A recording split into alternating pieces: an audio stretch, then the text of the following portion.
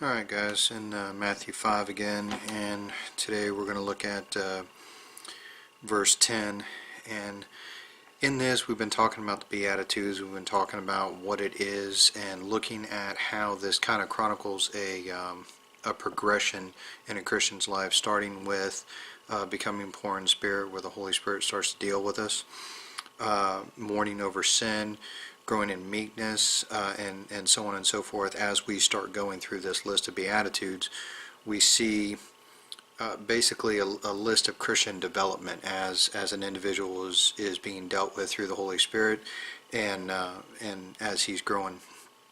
And one of the things that Jesus was very clear about was mentioned in verse 10. It says, "Blessed are they which are persecuted for righteousness' sake, for theirs is the kingdom of heaven." Jesus in no way hid the fact that Christians would be persecuted. He told the disciples, he told the apostles that they hated me, so they're going to hate you. And one of the other things that he had made clear was in Luke 14, starts in about 26. But we're going to go ahead and read verse 28, and it says, "For which of you, intending to build a tower, sitteth not down first and counteth the cost, whether he has sufficient funds to finish it?" And one of the things that he's talking about here is he's talking about basically before you get started on this path, you need to know what it is that you're getting into. Understand that getting into Christianity, despite popular opinion, is not something that is going to fulfill all your wishes. It's not something that is going to bring you to that point where you get that new home that you like, or you get that new car. All of a sudden, you start following Christ, and now all of a sudden your life just becomes easy. That's not it at all. The reality is Jesus made it clear that in following Christ, what you get is Christ. And many times that is at odds with the world. Now, that's not to necessarily say that every Christian is necessarily going to be in this place of constant persecution, but by the same token, that's not saying that we're not either. Persecution is something that we should expect, and that we should know starting off, counting the cost before we even start this path, that this is something that inevitably is going to be in our future.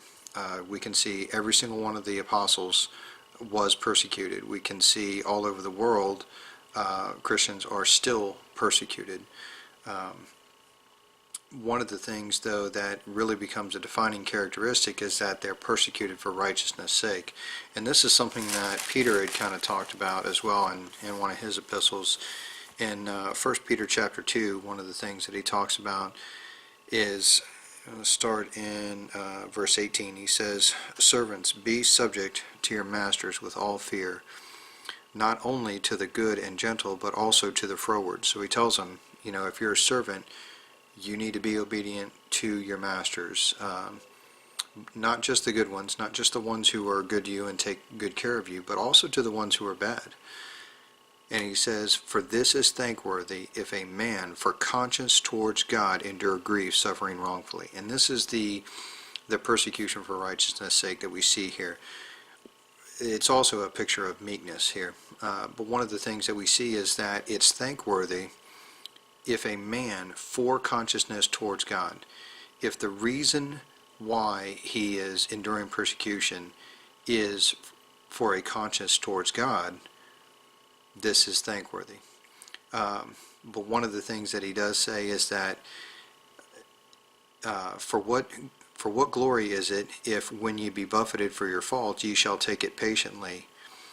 But if when ye do well and suffer for it, ye take it patiently, this is acceptable with God. So one of the things that Peter kind of draws a distinction here is that if you bring it on yourself, if you're basically going out there kind of either with a martyr mentality, or you're going out there basically just kicking a hornet's nest, and you bring it on yourself, this is not thankworthy. If you're seeking after martyrdom, And I don't say that necessarily in the death sense, but if you're seeking after persecution is probably a better term, just for the sake of persecution. And there were people throughout first and second century who began to almost seek after martyrdom, not for the sake of the glory of God, but for the sake of glory itself.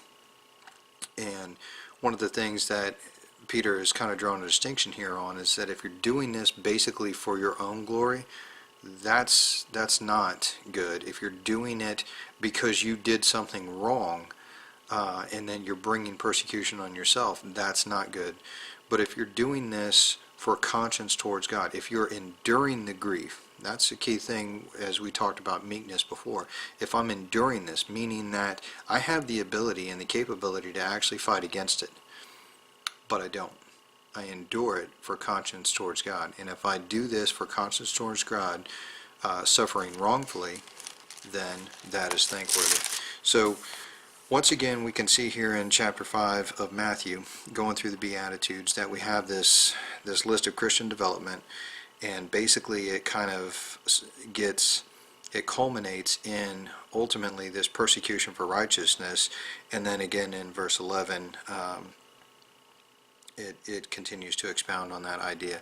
And we can see that each one of the apostles that are talked about throughout the New Testament endured this. In fact, we can see many of the prophets from the Old Testament also endured persecution for righteousness' sake. So ultimately, we know that's the direction that we go, and that we're not going to get anything material or anything out of this. That's not what we're seeking after. We're seeking after Christ, period. So anyway, you guys, God bless.